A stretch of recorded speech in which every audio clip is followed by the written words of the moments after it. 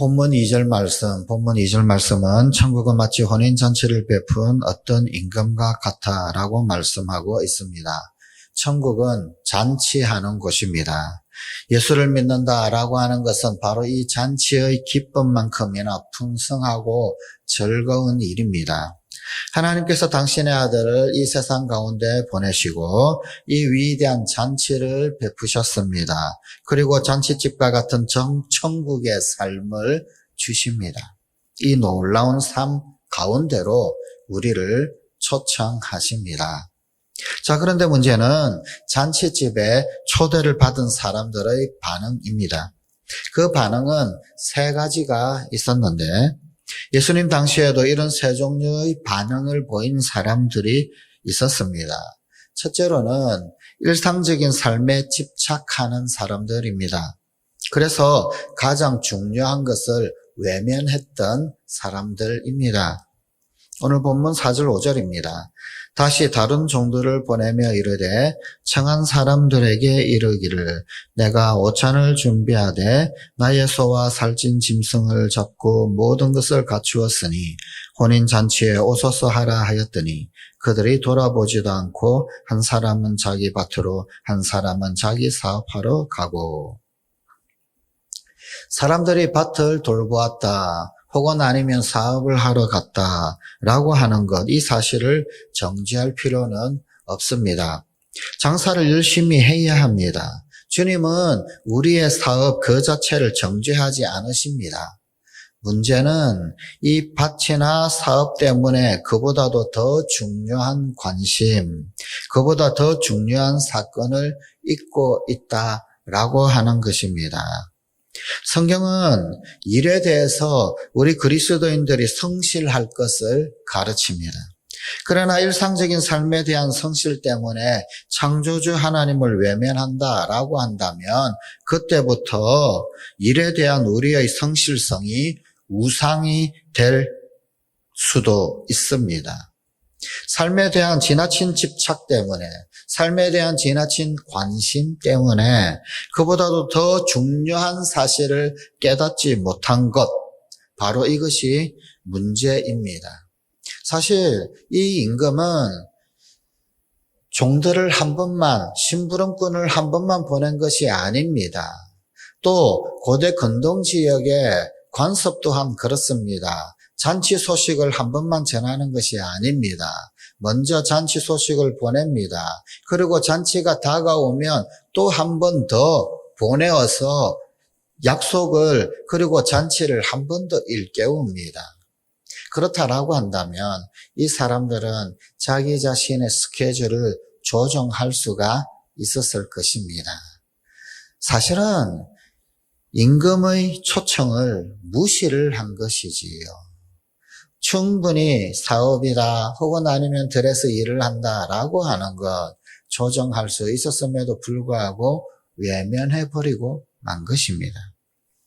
둘째, 적극적으로 예수 그리스도를 핍박하고 거절하는 사람들입니다. 본문 6절 7절 말씀입니다. 그 남은 자들은 종들을 잡아 모욕하고 죽이니, 임금이 보낸 종들을 심지어 잡아서 죽이고 모욕을 하고 했더라라는 것입니다. 예수님께서 그저 당신에 대해 무관심했던 사람들과 또 구체적으로 당신을 핍박하고 있었던 이 무리들을 구별을 하고 계시다라고 하는 이 사실을 오늘 본문 말씀에서 볼 수 있습니다.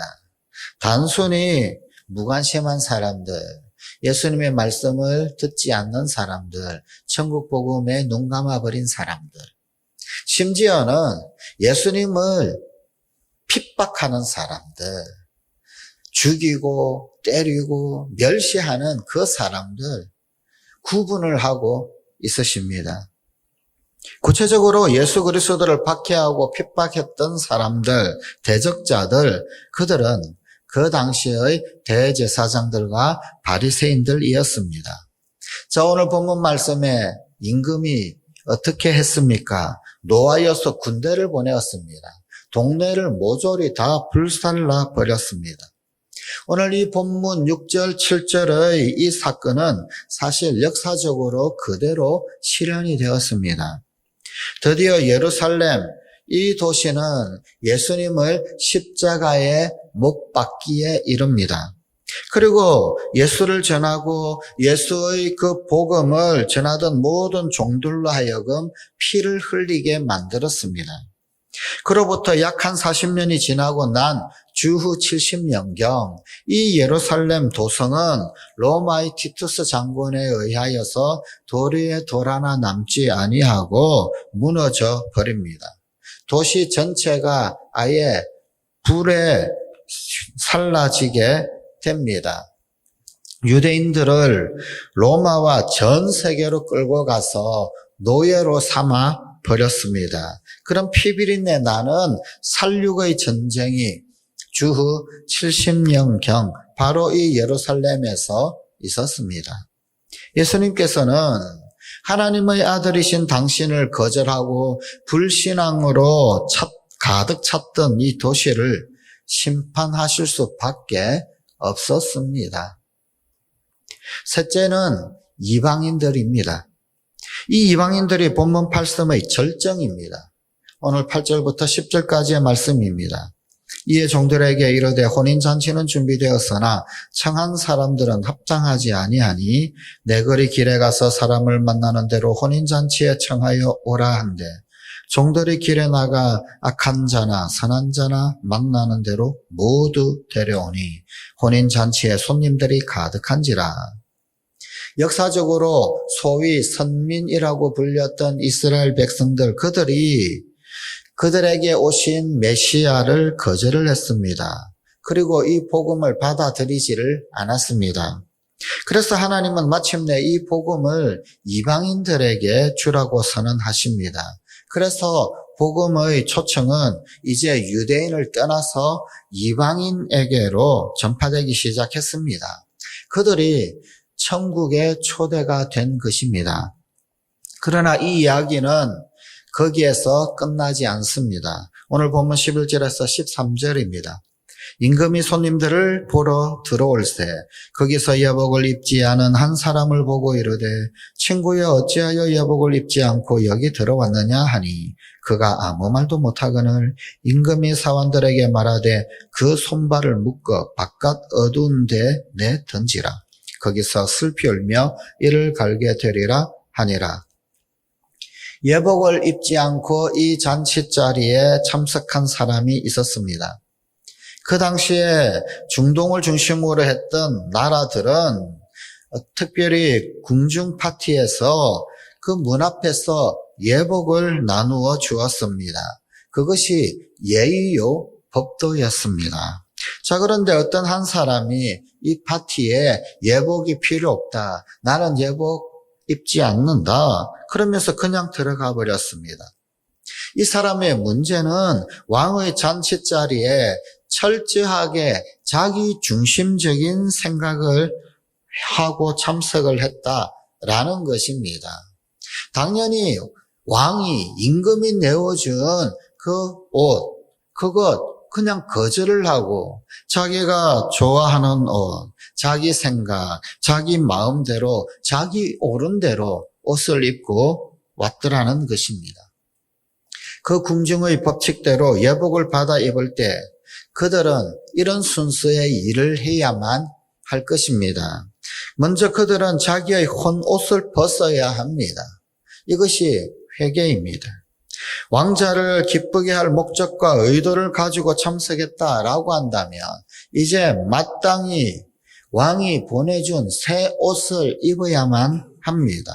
그것이 믿음입니다. 즉, 이 회개와 믿음.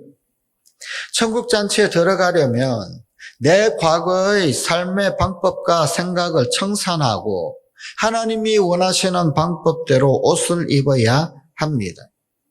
예수 그리스도의 거룩한 의의 옷을 입기를 원하십니까? 아니면은 이미 다 떨어진 누더기 같은 내 옷에 아직도 집착을 하십니까? 오늘 본문 말씀의 마지막 결론 14절 말씀입니다. 청함을 받은 자는 많되 택함을 입은 자는 적으니라. 청함을 받은 자, 일상적인 삶에 집착하는 사람들도 청함을 받았습니다. 예수 그리스도를 핍박하고 거절하는 자도 청함을 받았습니다. 이방인들까지도 청함을 받았습니다. 그러나 택함을 입은 자는 누구입니까? 이제 청함을 받은 자에서 택함을 입은 자에게 그 관심의 초점이 전환이 됩니다. 예복을 입고 잔치에 참여하는 자가 택함을 입은 자입니다.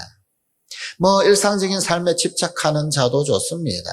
심지어 핍박하고 박해하는 자도 좋습니다.